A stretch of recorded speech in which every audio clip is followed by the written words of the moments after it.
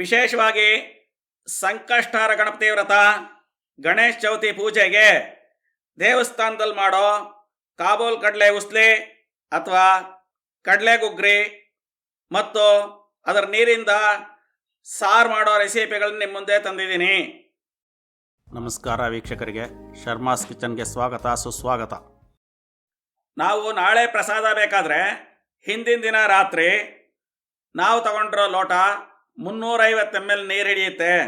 ಅದರಲ್ಲಿ 1.5 ಲೋಟಕ್ಕಿಂತ ಸ್ವಲ್ಪ ಕಡಿಮೆ ಕಾಬೋಲ್ ಕಡಲೆಕಾಳಿತ್ತು. ಅಷ್ಟನ್ನು ಕ್ಲೀನ್ ಮಾಡಿ ನೀರಲ್ಲಿ ಹಾಕಿ, ನೀರು ಸ್ವಲ್ಪ ಜಾಸ್ತಿನೇ ಇರಬೇಕು, ಅದರಲ್ಲಿ ನೆನೆ ಹಾಕಿಟ್ಟಿದ್ದೀನಿ. 12 ಗಂಟೆ ಕಾಲ ಇದು ನೆನೆಯಬೇಕು.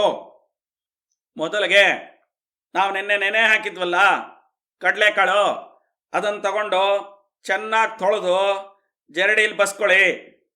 ಬಸ್ದ ಮೇಲೆ ಆ ಕಾಳನ್ನು ತಗೊಂಡು ಕುಕ್ಕರ್ಗೆ ಹಾಕಿ, ಕಡಲೆಕಾಳು ಮೇಲೆ 1 ರಿಂದ 1.5 ಇಂಚ್ ಬರೋಷ್ಟು ನೀರು ಹಾಕಿ. ತುಂಬ ಜಾಸ್ತಿ ನೀರು ಹಾಕಿದ್ರೆ ಸಾರು ಚೆನ್ನಾಗಿರಲ್ಲ.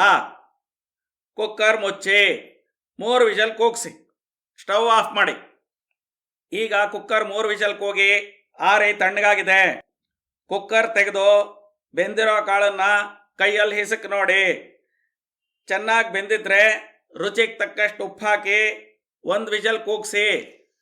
ಅಕಸ್ಮಾತ್ ಕಡಲೆಕಾಳು ಬೇಯದೇ ಇದ್ದರೆ ಕುಕ್ಕರ್ ಮುಚ್ಚಿ 2 ವಿಷಲ್ ಕೂಗಿಸಿ. ಮತ್ತೆ ಕುಕ್ಕರ್ ಆರದ ಮೇಲೆ ರುಚಿಗೆ ತಕ್ಕಷ್ಟು ಉಪ್ಪು ಹಾಕಿ 1 ವಿಷಲ್ ಕೂಗಿಸಿ.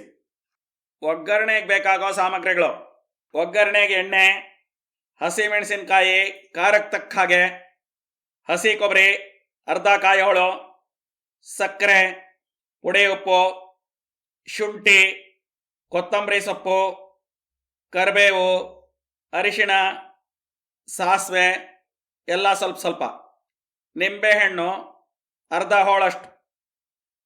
ಮೆಣಸಿನ್ಕಾಯಿ ನಾವು 9 ತಗೊಂಡಿದ್ದೀವಿ, ಅದನ್ನು ಸಣ್ಣ ಸಣ್ಣದಾಗಿ ಹೆಚ್ಚಿಟ್ಕೊಂಡಿದ್ದೀನಿ. ನೀವು ಖಾರಕ್ಕೆ ತಕ್ಕಷ್ಟು ಅಥವಾ ಸ್ವಲ್ಪ ಜಾಸ್ತಿ ಮೆಣಸಿನ್ಕಾಯಿ ಹೆಚ್ಚಿಟ್ಕೊಳ್ಳಿ. ಹಚ್ಚಿದ ಮೆಣಸಿನ್ಕಾಯಲ್ಲಿ 1-2 ಮೆಣಸಿನ್ಕಾಯಿ ಅಷ್ಟು ಹೆಚ್ಚಿದ್ದನ್ನು ಬೇರೆ ಇಟ್ಕೊಳ್ಳಿ. ಕೊಬ್ಬರಿ ತುರಿದಿಟ್ಕೊಳ್ಳಿ ಸಣ್ಣದಾಗಿ. ಕೊತ್ತಂಬರಿ ಸೊಪ್ಪನ್ನು ಸಣ್ಣದಾಗಿ ಹೆಚ್ಚಿಟ್ಕೊಳ್ಳಿ. ಶುಂಠಿ ಸಣ್ಣದಾಗಿ ಹೆಚ್ಚಿಟ್ಕೊಳ್ಳಿ. ಶುಂಠಿ ಹೆಚ್ಚಕ್ಕಾಗದೇ ಇದ್ದರೆ ತುರಿದಿಟ್ಕೋಬೋದು. ಕರಿಬೇವು ಬಿಡಿಸಿಟ್ಕೊಳ್ಳಿ. ಈಗ ಒಗ್ಗರಣೆಗೆಲ್ಲ ಸಾಮಾನು ರೆಡಿಯಾಗಿದೆ. ಕುಕ್ಕರು 1 ವಿಷಲ್ ಕೂಗಿ ಆರಿ ತಣ್ಣಗಾಗಿದೆ. ಸಾರಿನ ಪಾತ್ರೆಗೆ ಜರಡಿಯಿಂದ ಶೋಧಿಸಿ ನೀರನ್ನು ಹಾಗೆ ಇಟ್ಕೊಳ್ಳಿ. ಕೊನೆಯಲ್ಲಿ ಸಾರು ಮಾಡೋದನ್ನು ತೋರಿಸ್ತೀನಿ. ಈಗ ಒಗ್ಗರಣೆ ಮಾಡೋಣ. ಒಂದು ಬಾಣಲೆ ಒಲೆ ಮೇಲಿಟ್ಟು ಸ್ಟವ್ ಅಂಟಿಸಿ. ನಾವು ಮೀಡಿಯಮ್ ಆಗಿರೋ ಸೌಟಲ್ಲಿ 1 ಸೌಟ್ ಎಣ್ಣೆ ಹಾಕಿದ್ದೀವಿ. ನೀವು ಅಂದಾಜು ಮಾಡಿ ಮೆಣಸಿನಕಾಯಿ ಶುಂಠಿ ಬಾಡಕ್ಕೆ ಎಷ್ಟು ಬೇಕಾಗುತ್ತೋ ಅಷ್ಟು ಎಣ್ಣೆ ಹಾಕಿ. ಎಣ್ಣೆ ಕಾದ್ಮೇಲೆ ಸಾಸಿವೆ ಹಾಕಿ. ಸಾಸಿವೆ ಚಟ್ಗುಟ್ಟಿದ ಮೇಲೆ ದೊಡ್ಡ ಗುಡ್ಡೆ ಮೆಣಸಿನ್ಕಾಯಿ ಇತ್ತಲ್ಲ, ಆ ಮೆಣಸಿನ್ಕಾಯಿ ಹಾಕಿ. ಜಾಲ್ರ ಅಥವಾ ಸ್ಪೂನ್ನಿಂದ ಕೈ ಆಡಿಸಿ. ಸ್ಟವ್ ಲೋ ಫ್ಲೇಮ್ ಮಾಡಿ.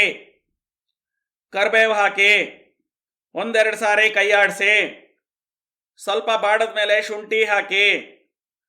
ಮತ್ತೆ ಕೈ ಆಡಿಸ್ತಾ ಸ್ವಲ್ಪ ಬಾಡಿಸ್ಕೊಳ್ಳಿ. ಈಗ ಸ್ವಲ್ಪ ಅರಿಶಿನ ಹಾಕಿ ಚೆನ್ನಾಗೆಲ್ಲ ಕಲಕಿ. ನೋಡಿ, ಹಸಿ ಮೆಣಸಿನ್ಕಾಯಿ ಬಾಡಿದೆ. ಇನ್ನೂ ಜಾಸ್ತಿ ಆದರೆ ಸೀದೋಗುತ್ತೆ. ಈಗ ತುರಿದಿರೋ ಕೊಬ್ಬರಿ ಹಾಕಿ ಚೆನ್ನಾಗಿ ಕೈ ಆಡಿಸಿ. ಸ್ವಲ್ಪ ಪುಡಿ ಉಪ್ಪು ಹಾಕಿ. ಬಿಸಿ ಜಾಸ್ತಿ ಆದರೆ ಸ್ಟವ್ ಆಫ್ ಮಾಡಿ, ಇಲ್ಲದೇ ಇದ್ದರೆ ಕೊಬ್ಬರಿ ಸೀದ್ ಹೋಗುತ್ತೆ. ಒಗ್ಗರಣೆಗೆ ಸ್ವಲ್ಪ ಅಂದರೆ 2 ರಿಂದ 3 ಚಮಚದಷ್ಟು ಸಕ್ಕರೆ ಹಾಕಿ ಚೆನ್ನಾಗಿ ಬೆರೆಸಿ. ಸಕ್ಕರೆ ಹಾಕೋದ್ರಿಂದ ಉಪ್ಪು, ಹುಳಿ, ಖಾರ ಬ್ಯಾಲೆನ್ಸ್ ಆಗಿ ಒಳ್ಳೆ ಟೇಸ್ಟ್ ಬರುತ್ತೆ. ನಿಮಗೆ ಬೇಡ ಅಂದರೆ ಸಕ್ಕರೆನ ಸ್ಕಿಪ್ ಮಾಡಿ, ಸ್ವಲ್ಪ ಖಾರ ಜಾಸ್ತಿ ಆಗುತ್ತೆ. ಈಗ ಅರ್ಧ ಹೋಳು ನಿಂಬೆ ಹಣ್ಣನ್ನು ತಗೊಂಡು ಜಾಲರದಿಂದ ನಿಮಗೆ ಎಷ್ಟು ಬೇಕೋ ಅಷ್ಟು ಹಿಂಡಿ. ಇಲ್ಲದೇ ಇದ್ದರೆ ನಿಮ್ಮ ಮನೆಯಲ್ಲಿ ಯಾವ ಥರ ಹುಳಿ ತಿಂತೀರೋ ಅದಕ್ಕೆ ತಕ್ಕಷ್ಟು ಹಿಂಡಿ. ಜಾಲರದಲ್ಲಿ ಹಿಂಡಿದ್ರೆ ಬೀಜ ಇದ್ದರೆ ಅದರಲ್ಲಿ ಬರುತ್ತೆ. ಈಗ ಹಚ್ಚಿಟ್ಟು ಕೊತ್ತಂಬರಿ ಸೊಪ್ಪು ಹಾಕಿ ಸ್ಟವ್ ಅಂಟಿಸಿ ಚೆನ್ನಾಗಿ ಬೆರೆಸಿ ಸಕ್ಕರೆ ಎಲ್ಲ ಚೆನ್ನಾಗಿ ಕರಗಲಿ. ನೋಡಿ, ಸಕ್ಕರೆ ಕರಗಿದೆ. ಸ್ವಲ್ಪ ಒಗ್ಗರಣೆನ ಸಾರಿನ ಪಾತ್ರೆಗೆ ಹಾಕಿ. ಖಾರ ಜಾಸ್ತಿ ಬೇಕು ಅಂದರೆ ಇನ್ನೂ ಸ್ವಲ್ಪ ಹಾಕ್ಕೊಳ್ಳಿ. ಬಾಣಲೆಗೆ ಜರಡಿಲಿರೋ ಕಾಳನ್ನು ಹಾಕಿ ಎಲ್ಲ ಚೆನ್ನಾಗಿ ಬೆರೆಸಿ ಉರಿ ಫುಲ್ ಫ್ಲೇಮ್ ಮಾಡಿ ತಟ್ಟೆ ಮುಚ್ಚಿ 1 ನಿಮಿಷ ಬಿಡಿ. ಚೆನ್ನಾಗಿ ಬಿಸಿ ಆಗುತ್ತೆ. 1 ನಿಮಿಷ ಆದಮೇಲೆ ಪ್ಲೇಟನ್ನು ತೆಗೀರಿ. ಮತ್ತೆಲ್ಲ ಚೆನ್ನಾಗಿ ಬೆರೆಸಿ ಮತ್ತೆ ಪ್ಲೇಟ್ ಮುಚ್ಚಿಡಿ. 1 ರಿಂದ 1.5 ನಿಮಿಷ ಬಿಡಿ. ಚೆನ್ನಾಗಿ ಬಿಸಿ ಆಗಲಿ. ಕಾಳು ಸೀದೋಗದಂತೆ ಎಚ್ಚರಿಕೆ ವಹಿಸಬೇಕು. ನಾವು ದೇವಸ್ಥಾನದಲ್ಲಿ 10 kg ಇಂದ 25 kg ತನಕ ದೊಡ್ಡ ದೊಡ್ಡ ಕ್ವಾಂಟಿಟಿಲಿ ಗಣೇಶನ ವಿಸರ್ಜನೆ, ಸಂಕಷ್ಟಹಾರ ಗಣಪತಿ ಪೂಜೆಗೆ ಈ ಪ್ರಸಾದ ಮಾಡ್ತಾ ಇದ್ವಿ. ಈ ರೆಸಿಪಿನ ಈ ಥರ ಮಾಡಿ ನೋಡಿ, ಕಾಮೆಂಟ್ ಮಾಡಿ. ಈಗ 1.5 ನಿಮಿಷ ಆಗಿದೆ. ಗಣೇಶನಿಗೆ ಪ್ರಿಯವಾದ ಕಡಲೆ ಉಸ್ಲಿ ರೆಡಿಯಾಗಿದೆ. ಅದನ್ನೆಲ್ಲ ಒಂದು ಪಾತ್ರೆಗೆ ಹಾಕಿ 1-1.5 ಸೌಟಷ್ಟು ಕಾಳನ್ನು ಬಾಣಲೆಯಲ್ಲಿ ಉಳಿಸ್ಕೊಳ್ಳಿ. ಪ್ಲೇಟ್ ಮುಚ್ಚಿ ಪಾತ್ರೆ ಪಕ್ಕಕ್ಕೆ ಇಟ್ಕೊಳ್ಳಿ. ಸ್ಟವ್ ಮೇಲೆ ಒಂದು ಚಿಕ್ಕ ಬಾಣಲೆನೋ ಸೌಟೋ ಇಟ್ಟು ಎಣ್ಣೆ ಸಾಸಿವೆ ಹಾಕಿ ಉಳಿದ ಮೆಣಸಿನ್ಕಾಯಿಂದ ಒಗ್ಗರಣೆ ಮಾಡಿಟ್ಕೊಳ್ಳಿ. ಆ ಒಗ್ಗರಣೆ ಆಮೇಲೆ ಕೆಲಸಕ್ಕೆ ಬರುತ್ತೆ. ಈಗ ಸಾರು ಮಾಡೋಣ.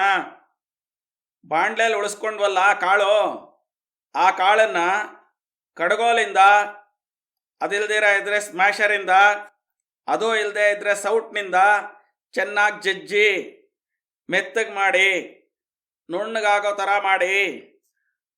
ಈಗ ಪಾತ್ರೆಯಲ್ಲಿರೋ ಕಾಳಿನ ನೀರನ್ನು ಬಾಣಲೆಗೆ ಬಗ್ಸಿ ಅದನ್ನೆಲ್ಲ ಚೆನ್ನಾಗಿ ಕಲಕಿ ಮತ್ತೆ ಪಾತ್ರೆಗೆ ಬಗ್ಸಿಟ್ಕೊಳ್ಳಿ. ಒಂದು ಸಾರಿ ಚೆನ್ನಾಗಿ ಕಲಕಿ. ಈಗ ಸಾರು ತಯಾರಾಗಿದೆ. ಕಡಲೆಕಾಳಿನ ಪಾತ್ರೆ, ಸಾರಿನ ಪಾತ್ರೆಯನ್ನು ತಗೊಂಡು ಹೋಗಿ ಗಣೇಶನ ಮುಂದೆ ಇಡಿ. ಧೂಪ ದೀಪ ಮಾಡಿ ನೈವೇದ್ಯ ಮಾಡಿ. ನಿಮಗೆ ಮಾಡೋಕ್ಕೆ ಗೊತ್ತಾಗಲಿಲ್ಲ ಅಂದರೆ ಶರ್ಮಾಸ್ ಲೈಫ್ ಸ್ಟೈಲ್ನಲ್ಲಿ ಗಣಪತಿ ಪೂಜೆಲೋ ಸ್ವರ್ಣಗೌರಿ ವ್ರತದಲ್ಲೋ ಇರುತ್ತೆ. ಈಗ ಮಂಗಳಾರತಿ ಮಾಡಿ ಪ್ರಾರ್ಥನೆ ಮಾಡ್ಕೊಳ್ಳಿ. ನೈವೇದ್ಯ ಆದಮೇಲೆ ಎಲ್ರಿಗೂ ಕೊಡೋಕ್ಕಿಂತ ಮುಂಚೆ ಕಾಳನ್ನು ಮತ್ತು ಸಾರನ್ನು ಸ್ವಲ್ಪ ರುಚಿ ನೋಡಿ. ಸಪ್ರೇಟಾಗಿ ಒಗ್ಗರಣೆ ಮಾಡಿಟ್ಕೊಂಡಿದ್ವಲ್ಲ, ಅದರಲ್ಲಿ ಸ್ವಲ್ಪ ಒಗ್ಗರಣೆನ ಹಾಕಿ, ಉಪ್ಪು ಬೇಕಾದ್ರೆ ಹಾಕಿ, ಉಪ್ಪು ಖಾರ ಸರಿ ಮಾಡ್ಕೊಳ್ಳಿ. ಈಗ ಪ್ರಸಾದ ಎಲ್ರಿಗೂ ಕೊಡಿ. ನೀವೆಲ್ಲರೂ ಅನ್ನದ ಜೊತೆ ಸಾರು ಹಾಕ್ಕೊಂಡು ಕಡಲೆಕಾಳಿನ ಜೊತೆ ತಿಂತಾ ಇದ್ರೆ ಸೂಪರಾಗಿರುತ್ತೆ. ಈ ವಿಡಿಯೋ ಇಷ್ಟ ಆದರೆ ಲೈಕ್ ಮಾಡಿ, ಶೇರ್ ಮಾಡಿ, ಕಾಮೆಂಟ್ ಮಾಡಿ. ಈ ಥರ ಇನ್ನಷ್ಟು ವಿಡಿಯೋಗಳಿಗಾಗಿ ನಮ್ಮ ಚಾನಲ್ ಸಬ್ಸ್ಕ್ರೈಬ್ ಮಾಡಿ. ನೋಟಿಫಿಕೇಷನ್ಗಾಗಿ ಬೆಲ್ ಬಟನ್ ಒತ್ತಿ. ವಿಡಿಯೋ ನೋಡಿದ್ದಕ್ಕಾಗಿ ತುಂಬ ಹೃದಯದ ಧನ್ಯವಾದಗಳು.